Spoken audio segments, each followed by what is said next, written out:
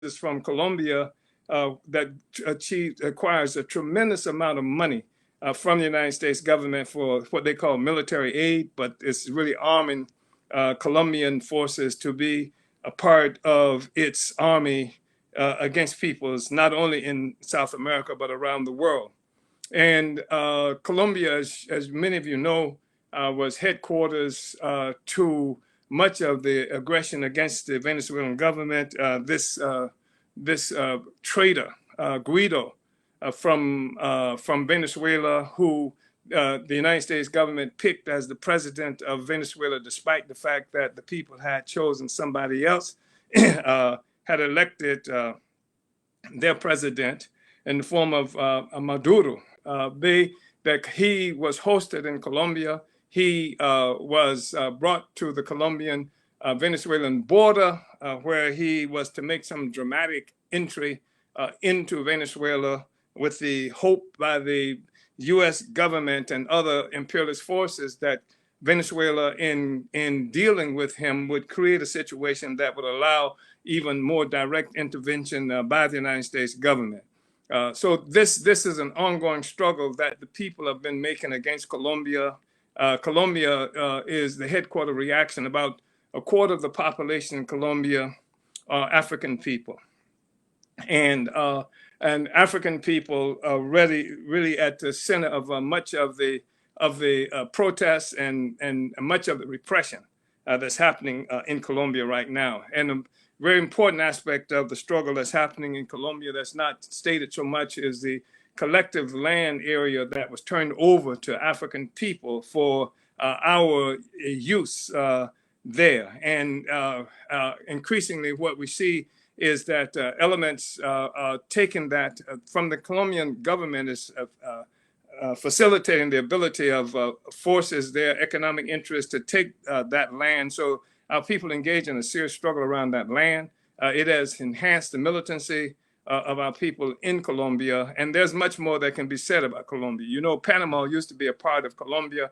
The United States fostered a struggle in there, created or certainly facilitated the existence of some Panamanian force that was fighting for quote unquote independence from Colombia, and allowed the United States government to create a situation of support for those forces that permitted the United States to build the Panama Canal, which is what it was that they wanted to, that was going to make tremendous amount of resources, economic resources, by joining the Atlantic and making it possible for moving goods and things like that through that canal to the Atlantic Ocean. So Colombia is in play now, and the people are very serious, and the contradictions and the struggle seem to be deepening on a regular basis. And Colombia had one of the longest lasting revolutionary movements, military guerrilla movements in the world for a while. And a few years ago, a peace was negotiated, and the revolutionaries came in, and many of them are being assassinated on a regular basis in Colombia, despite the fact there's supposed to be some kind of peace there, and especially when they've tried to participate in the electoral process and running for office. So Colombia is in play. And then people have had to notice as well the crisis that perhaps revolved around Brazil. One of the things about Brazil most recently is that about a week or so ago, Brazilian police killed like 25 African people on a single day. And this is, it captured a ruling class of colonial capitalist media in the world and in this country. But the fact is that that's a traditional treatment of our people in Brazil, especially children. Brazilian police have been killing children on a regular basis, many of whom are homeless, have no place to live, and they're living in the streets. And in fact, they're often characterized as street children. The Brazilian police have been killing them with impunity. And so they claim that Brazil has a population of about 56%, that's 50%, 6% or so African. But the reality is that there are many more Africans in Brazil. It's one of the places in terms of the political state with the largest group of Africans in the world. And the Africans catch hell there, and especially those who are identified as African. Because Brazil, while it likes to pretend that there's no racial problem or issue in Brazil, and many Africans who are Brazilians have been able and have said that in the past too, it's because of how Brazil has structured the whole discussion. And what has happened, of course, is, Brazil was enslaved, colonized by the Portuguese. And what the Portuguese did very cleverly was to appropriate African culture and call it Brazilian and call themselves Brazilians as well. And so the obvious distinction in the brains of many people that people refer to as racism has not been so prevalent in the brains of people. And so many people call themselves Brazilians and deny that there is such a thing as they characterize as quote unquote race. That was certainly true in the recent past, but increasingly more and more African, more and more people are identifying themselves as Africans in Brazil. And this huge struggle in terms of the level of everything determined by how folk are identified in terms of healthcare, in terms of job and high paying jobs and educational attainment and things like that. So this is a consequence of African people living in this situation in Brazil.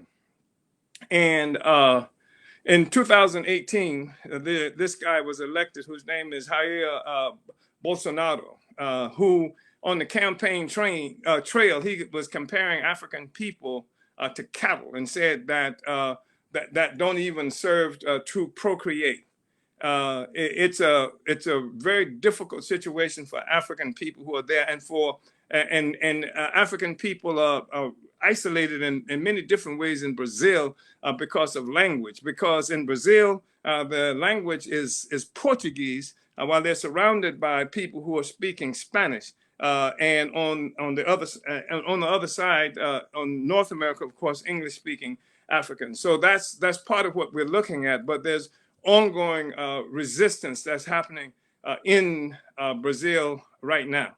And I think it's important for us to recognize that. In the meantime, our people are still being poisoned in Guadeloupe and Martinique and French colonies. In 2021, French has colonies in the Caribbean. And two of them are Guadeloupe and Martinique. And they have used this chemical called chlordecone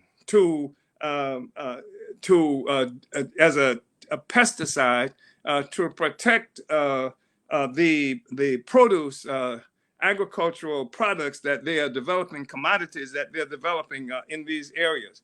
And it has led to a lot of people dying, prostate cancer, and a lot of African people, children who are born deformed and things like that, having all kinds of issues. And that's under French colonialism. And there's an element of isolation that's experienced by African people who are in Martinique and Guadeloupe and French-speaking territories. And part of this is, again, because of French being the language there, and they're surrounded in most instances by people who either speak English or who speak Spanish. Again, depending on which colonizer brought us into different places of the world and dominated us, we suffered these kinds of contradictions. In Chad, since late April, people have been in the streets demonstrating, trying to have civilian rule, at minimum, returned there. In Senegal, since mid-April, there have been protests, mobilizations in Congo, a huge escalation of attacks by by armed groups on people to fight and maintain the status quo, that illegitimate government that's been put there. And of course, every government in Congo has been there, been illegitimate since the U.S., the French, the Belgians collaborated to murder Patrice Lumumba, who was elected as prime minister in Congo, the first post colonial, that's even a bad term, but prime minister in Congo, and he was murdered as a part of a process of killing off the Black Revolution of the 1960s. And so I'm mentioning all of these things because I know many people are accustomed to seeing these as different incidents. And this is not even the tip of the iceberg of what's going on. I didn't even talk much about what's happening in the United States, or the 10,000 or more mobilization that happened just last year alone, demonstration, protest, uprising, due to the murder of George Floyd on May 25th of 2020. And in a 3-month period, something like more than 10,000 mobilization. Even as we're having this discussion today, African people are demonstrating and protesting and opposing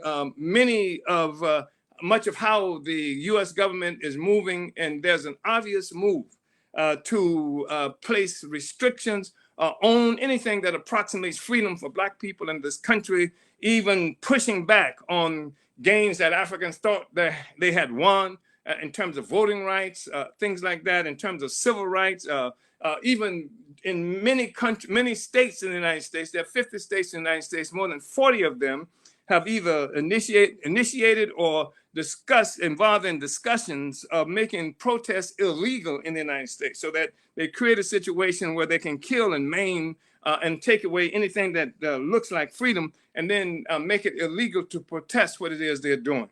The whole assault that's happening in the United States and much of the world around what they used to refer to as free speech. In fact, we're going to be lucky if I can get through this presentation without the colonial capitalist owners of this platform shutting it down because of what I say, what they interpret the meaning of what I say to be.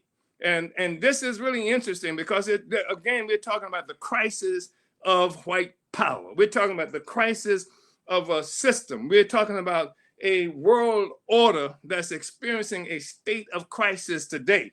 And you take about a country like the United States that used to brag about this thing they call free speech, and even have had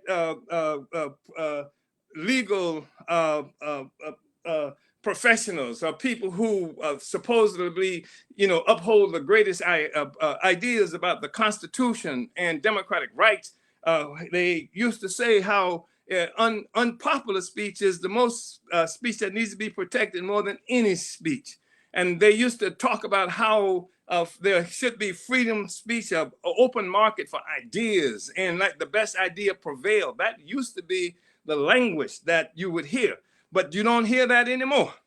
Today, what they do is use any method, any reason, any excuse to shut down any kind of discussion because it states to the fragility of a system that exists today. It is fragile, and they could have free speech as long as people were so oppressed that they couldn't use it or wouldn't use what might be characterized as free speech.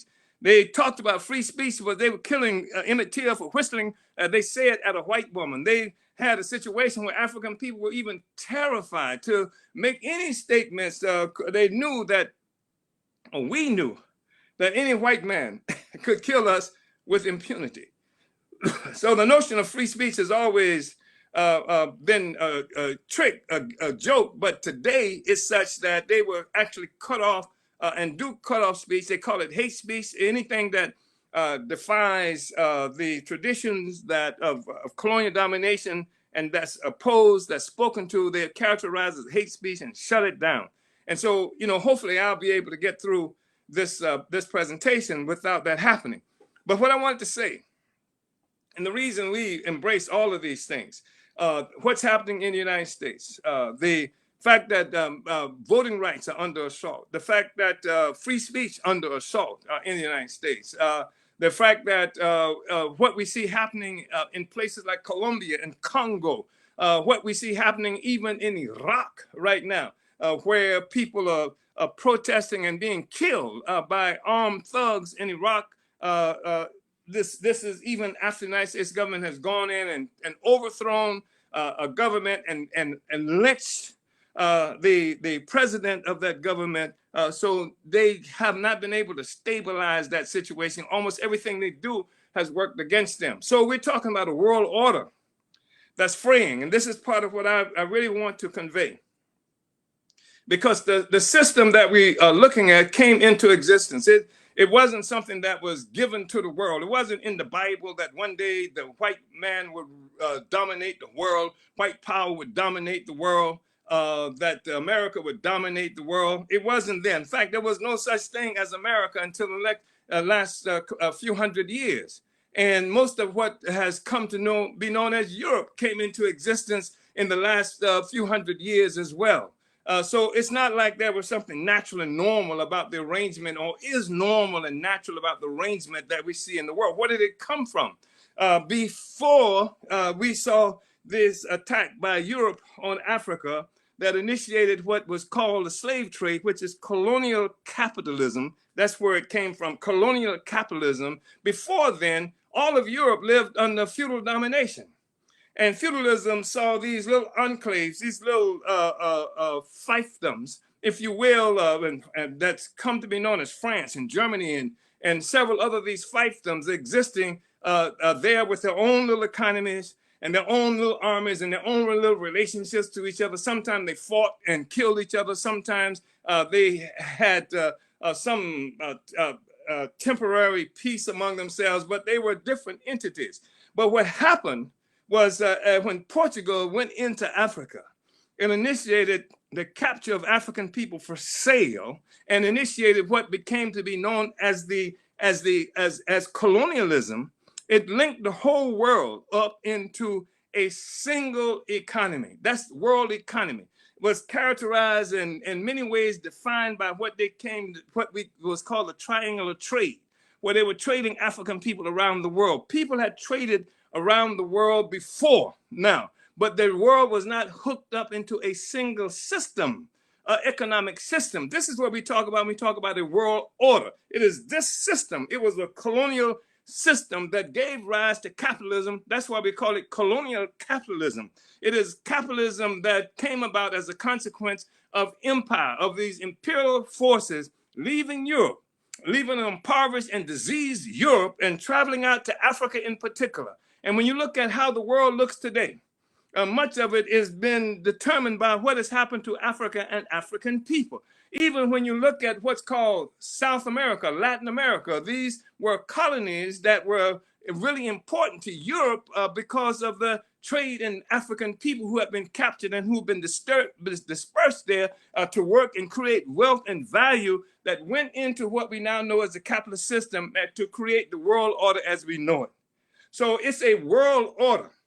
And even though people in different places of the world have never seen the U.S. and never seen different places around the world, we're all connected in this world economy.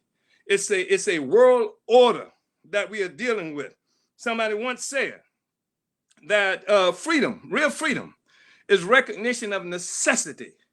And when you talk about necessity, because most people have understood what that means, real freedom is recognition of necessity. And what is necessity?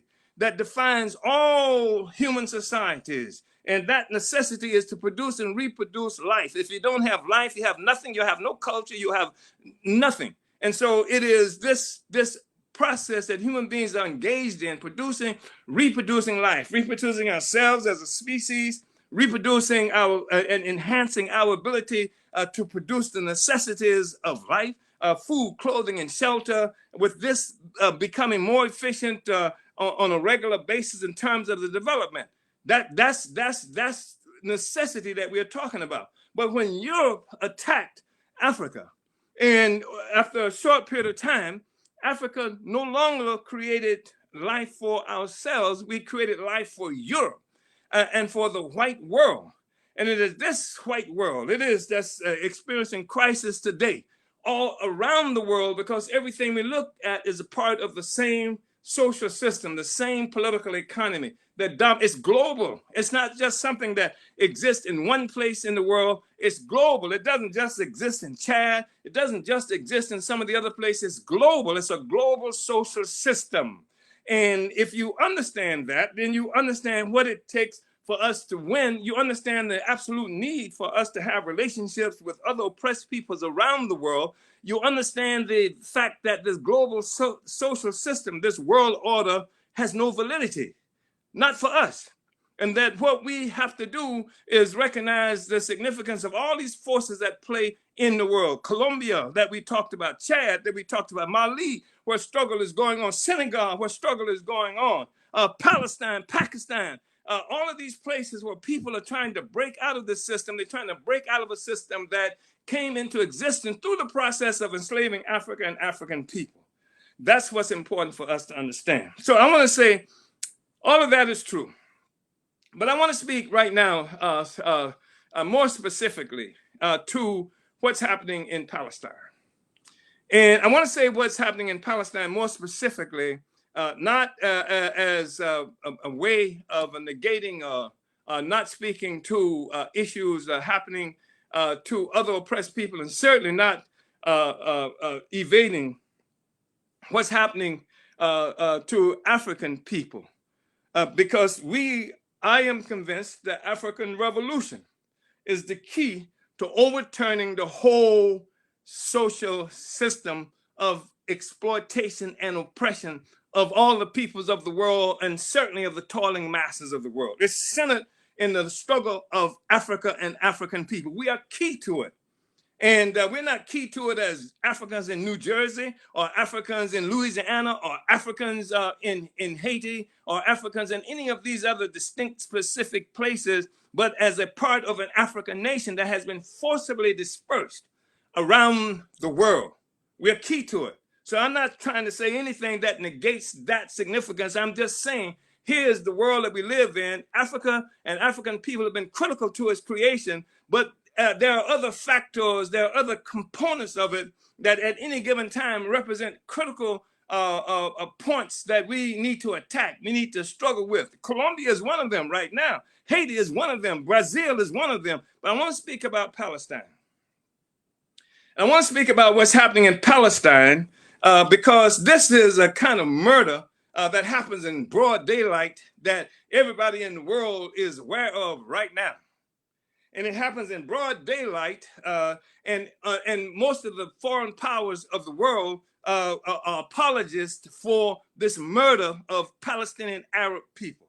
In some places, they have to at least pretend that they support oppressed people, depending on how that struggle is unfolded. But that's not true in occupied Palestine. That's what it is, occupied Palestine. It is an entity that is referred to as Israel. It's called Israel because you had a situation where Europeans left Europe, just like they left Europe to come to this land that we call America, just like they left Europe to go to that land that we call Australia, just like they left Europe and went to that land that they call New Zealand and went to what they call Rhodesia, and they call South Africa. And Europeans left Europe for the same reason. Because this is the way to get a whole bunch of resources to build what you never could have had before. And especially if you have to compete with other capitalists in order to get it, then the best way to do is find your own place of colonialism, just find your own territory to steal, your own people to oppress. And that's what happened. Europeans left Europe and went to Palestine. And they attacked the Palestinian Arabs and took their land and changed the name of the land from Palestine and called it Israel and call themselves Israelis. And now they pretend they've always been there, and they claim that Israel is a territory. This Israel they're talking about was given to them by God 4,000 years ago. So they've turned what many people would characterize as their God into a real estate deal that's given them the land of the Palestinian people. And this is something that happened at the end of the Ottoman Empire. And you had France and England in particular, but the U.S. involved too, and drawing the borders of what we now know as the Middle East. That's where Saudi Arabia came from. That's where the current existence of Lebanon came from, the current iteration. That's where you see Syria and all these other entities have been defined in terms of their modern borders coming at the end of that war. The end of 1919, at the end of the first imperialist war after the collapse of the Ottoman Empire. So this place, Palestine, and you know what was happening in Europe. The Europeans were killing other Europeans who were known as Jews, and this thing that we talk about today around fascism and the rise of the Nazis, etc., came about and really punctuated this murder that was happening to Jewish people in Europe. Was no Palestinian Arabs killing them, was no Africans killing them. It was Europeans killing these Europeans who were Jews. And so you had this group of entrepreneurs, if you will, who saw an opportunity to steal some land in concert with the existing imperial powers. They looked at Uganda at one time. They wanted to make that the national homeland for the Jews, and they settled on Palestine. And they went into Palestine, and before this, there were Arabs, there were Arab Muslims, Arab Jews, and Arab Christians who lived in this place, Palestine. But they claimed it for themselves. And with the assistance of England and various other powers, they attacked the people. They began to murder people. They were bombing mosques and things like that, killing people, chasing them out of their land and claiming the land for their own. This is the history of that relationship. So there was no such thing as Israel until 1948. 1948, they claimed the existence of the state of Israel that was recognized right away by certain imperial powers, including the United States. So here you have this entity, May 15, 1948, the state of Israel. And it was not something that the Palestinian Arabs accepted peacefully. In fact, they fought to try to keep their land and to keep their territory and to keep everything that had come to them as a consequence of a heritage of being Palestinian Arabs. And now we find that after successfully taking all of the land that was once Palestine, all of this land, we call it occupied Palestine, all of it. After taking this land, now they have beaten back the Palestinian resistance to a point where the leadership of the Palestinian struggle at one point, at least a sector of it, just claimed, just give us 20%. We'll be satisfied with 20% of the land that's been stolen from us. And they fought for more than that. They fought to get everything they could. They were isolated. They were slandered. They were every kind of effort that was made, that was possible, was made to isolate the Palestinian people and to take their land. And they fought in many ways almost alone. They ended up, in fact, having to rely on these reactionary Arab states that worked hand in glove in general with the imperialist power, from Saudi Arabia to the United Arab Emirates, to all of them reactionary states. And they made various kinds of contributions to what was called the Palestinian Liberation Movement. The PLO, the Palestinian Liberation Organization, was born out of that. And the Palestinian Liberation Organization was comprised of different fronts of the Palestinian movement and different formations, organizations with different understanding about what freedom meant. And the one group, Fatah, which was headed by a man named Yasser Arafat, was the so-called moderate, which is to say that he was a Palestinian that was willing to make a struggle, even armed struggle, for the recapture of Palestine well, with the limited objective of taking Palestine, but not overturning the kind of social system that Palestinians would have to endure and live in. And so, but even so, he became a hero to the Palestinian people. And the United States and the state of Israel worked everything they could to get rid of him, and finally they succeeded in getting rid of Arafat. They actually first, after several attempts to murder him, once holding him hostage, and then another occasion after that didn't succeed, forcing him into having elections within Palestine and what they call a Palestinian Authority, trying to make him restructure the Palestinian Authority in a fashion that they were sure would undermine his ability to head that entity that they call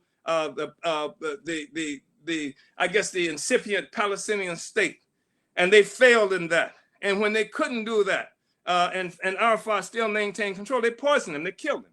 And you should understand this, because you have today this claim by the United States and England and other countries that the Russians poisoned some sellout Russian, and they do everything they can to undermine Russia because of that. But here, clearly Arafat was murdered, was killed. And so this ongoing war that's been made against the Palestinian people to the point that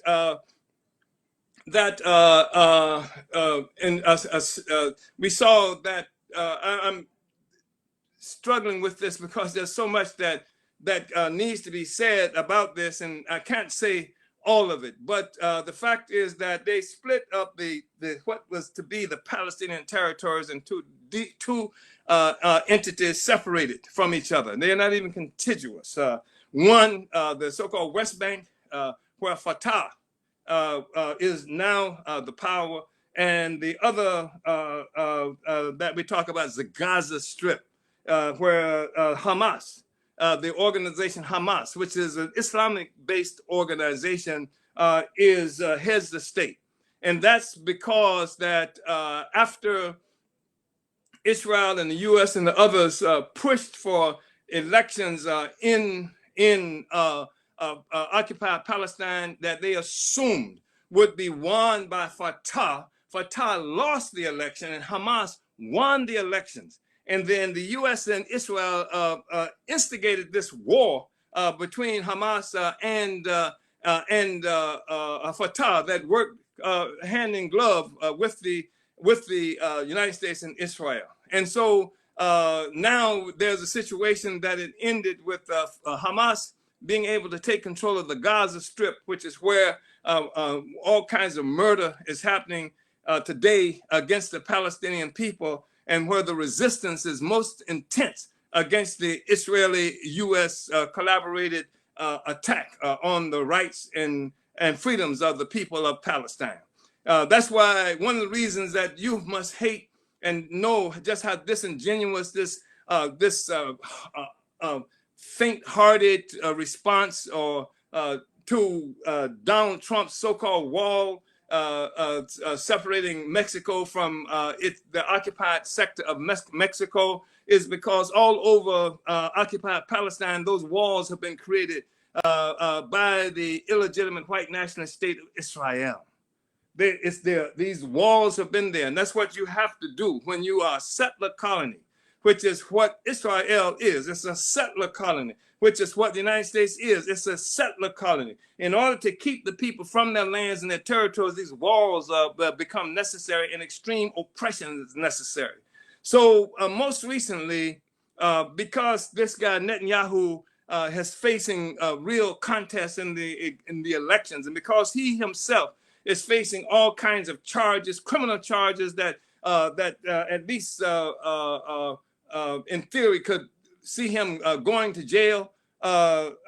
We see this initiation of a contradiction, a conflict between the people, Arab people in the Gaza Strip, and the illegitimate settler colony. It's a really nasty white nationalist settler colony. Nasty, nasty, nasty. It has the same kind of attitudes about Palestinians that we see happening with the attitude by Mississippi crackers against Africans and other forces like that against black people globally. This is the attitude, how colonialism functions, because colonialism has to treat the colonizer, has to treat the colonized as the other, and has to define us in a fashion that murder, mayhem, the worst kinds of offenses against humanity can be created with impunity and could be, and the world would say it's all right. Like here in Palestine, every time you've seen hundreds of Israeli U.S. purchased airplanes, warplanes, and munitions dropped on the people of Palestine.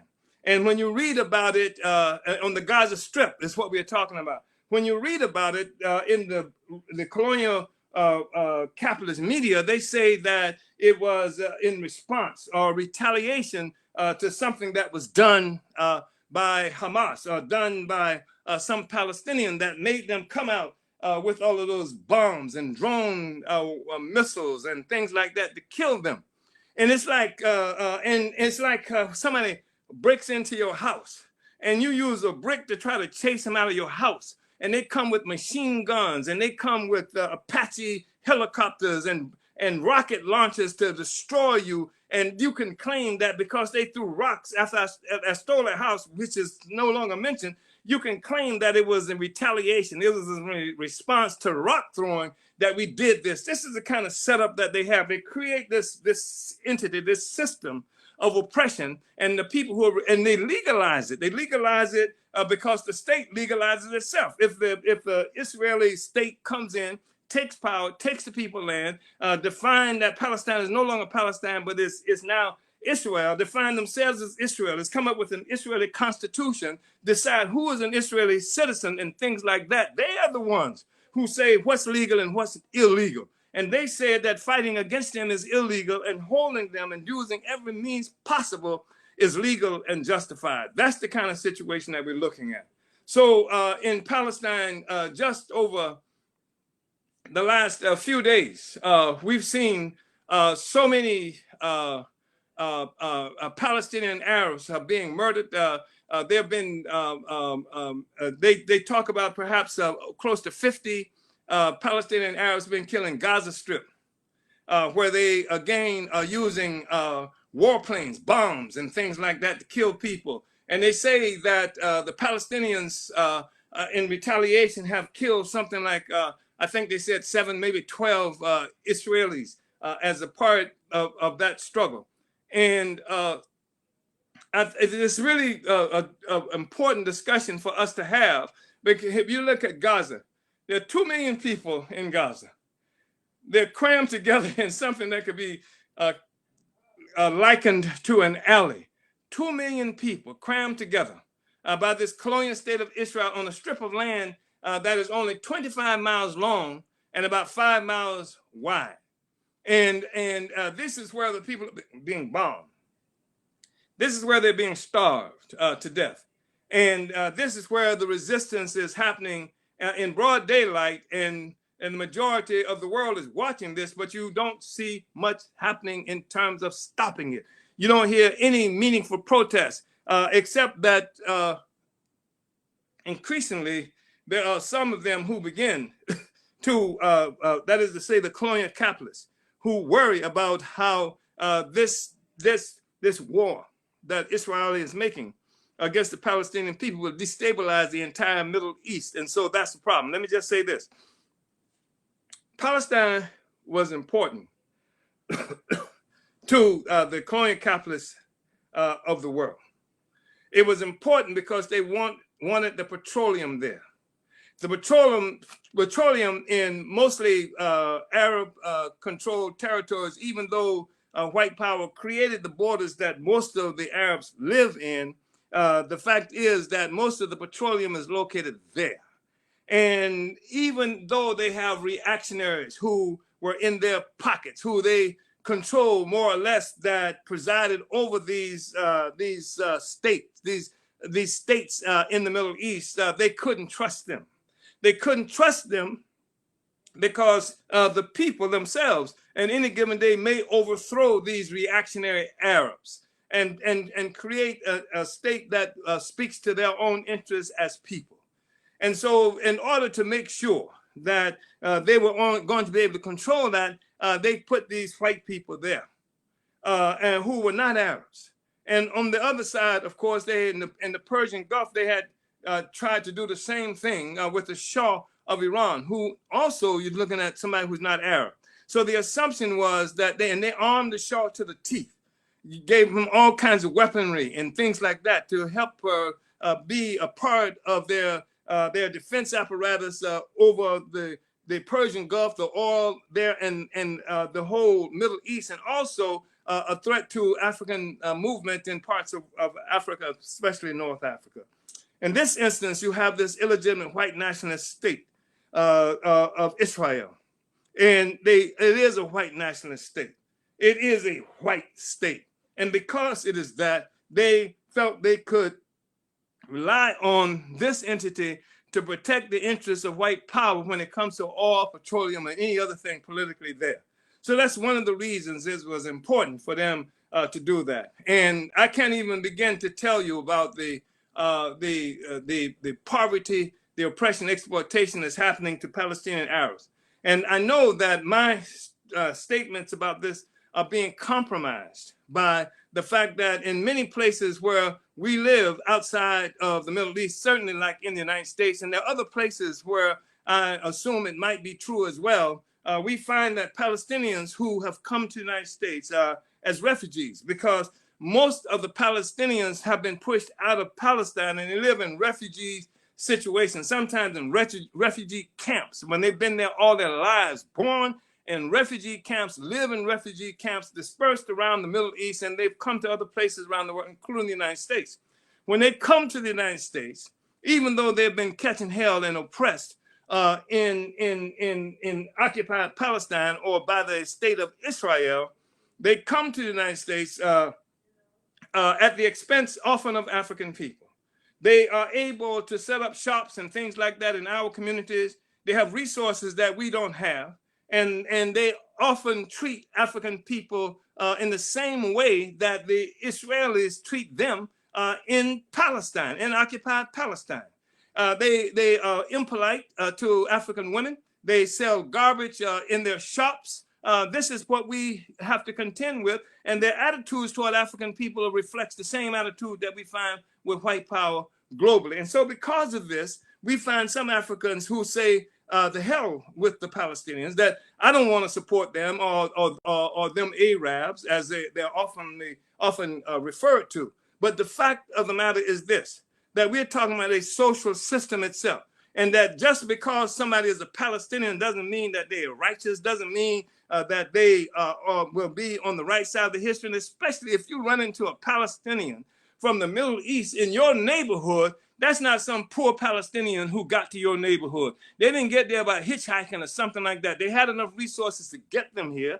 They had enough connections to be able to open up shops in your own community, because the rulers in this country, and I'm talking now about the United States, want them to have those shops in this community where you live at, because they function as a kind of buffer. They also function as somebody who, like many of the others who came to the United States, they have a better life here than they had where they came from. African people in this country, the indigenous people in this country, are the only people who didn't come to this country looking for a better way of life. We lost a better way of life as a consequence of getting here. So you have the ability, and not run into it, Palestinians to make speeches talking about freedom for Palestine, etc., and trying to define the United States as this wonderful place. We've had to stop being in protest with these Palestinians who talked about how the United States is this wonderful place and that therefore they should have freedom. And how can you be on a platform standing next to me? You, an Arab, came here more or less because you wanted to come and looking for a better way of life. And I am an Arab African who was brought here against my will, who created the ability for you to even have this better way of life that you're talking about. So that's a profound contradiction, and I know that. But the point that I'm making is that the whole system itself is rotten and foul. And that when we see what's happening throughout the Middle East, when we see what's happening throughout the world, We're looking at a system that's in a state of fracture, that is falling apart, it's being torn asunder and what have you. We celebrate that. We support the Palestinians in their struggle to retake their land. And we send real solidarity. When the rebellions broke out in the United States in 2014, after the murder of Mike Brown in St. Louis, Ferguson, St. Louis, you saw messages coming from Palestinians who was expressing solidarity, giving instructions of how to deal with the tear gas. That's because of their own experience dealing with tear gas and things like that. So that kind of solidarity was there. We have had at different times, that is to say, we, the African People's Socialist Party, close relationships with Palestinian revolutionaries from who many of them were in the United States. We had relationships with them, and their objective was to destroy this kind of global economy, this world order that all of us have been trapped by. So as an African internationalist, as a revolutionary, I'm saying that all of what we see happening in the world today, in Chad, in Mali, in Senegal, in Uganda, in Congo, in Libya, in Palestine, and all of these other places that we've adopted, Colombia, in Venezuela, and the people standing up to fight back. All of this is evidence of a crisis of a whole social system. Unfortunately, many of us don't see the connection between them. We know that we are, in talking general terms, fighting against imperialism and stuff like that, but do not recognize the existence of a colonial capitalist world economy, a world system that's hung together through this colonial enterprise that dominates the world and has dominated the world for the last 500 years or so. Because most of us find ourselves, trying to find our own freedom without taking into consideration the implications of the struggles of other peoples around the world have for making that freedom and changing this world that we live in. The African People's Socialist Party, we understand that we have to be victorious. One, as African people, we want every square inch of Africa, we want it back. We want everything you've stolen from Africa back. When I say everything you've stolen from Africa, part of what you've stolen from Africa is in Guadeloupe, in Martinique, it's in Houston, Texas, it's in England, and all these other places. We want it all back. Those are resources that should be the property of Africa. And we want to wage this struggle to destroy a social system that would celebrate slavery and colonialism and celebrate the kind of murder that this government is doing to peoples all around the world. We want the end of that system. That's why we have a political party that has been created for that purpose. And so that's why we exist as a political party. In Africa, we exist as a political party in the United States, in Europe, and in the Caribbean and South America, because the system has to go and because we have to have a concerted, united struggle to overturn this system. That's what it is that we are doing. That's what it is that we are about. And we also say that for this to happen, you can't have an organization of Boy Scouts or a Glee Club people. This has to be an organization, revolutionary organization, a revolutionary organization that is consolidated around a revolutionary theory, like African internationalism, that has to have revolutionary discipline, that has to be a revolutionary organization with this objective of overturning this kind of social system and giving power to the African working class and to the mass of workers of the world. So that's what we are about. And so they are wreaking havoc in various places around the world, but it's a state of crisis that's pushing them to do this. They can't run, they can't govern in the same old way. People are fighting back, people are resisting, even if they are not conscious of having revolutionary objectives. People are resisting every place, and that is what it is that we must continue to do. But now we must also be giving the leadership to this resistance. Give organization to this resistance. Give ideological direction to this resistance. That's what the African People's Socialist Party is all about. And we must have dedicated, disciplined cadre to carry out the mission of liberating Africa, uniting Africa and African people around the world, building the revolutionary project that will that will result in the emancipation of all the toiling masses of the world and all the colonized people who live under terror as a regular condition of existence under this world order that came about through colonial slavery. Uhuru, APSP, uhuru.org. Uhuru.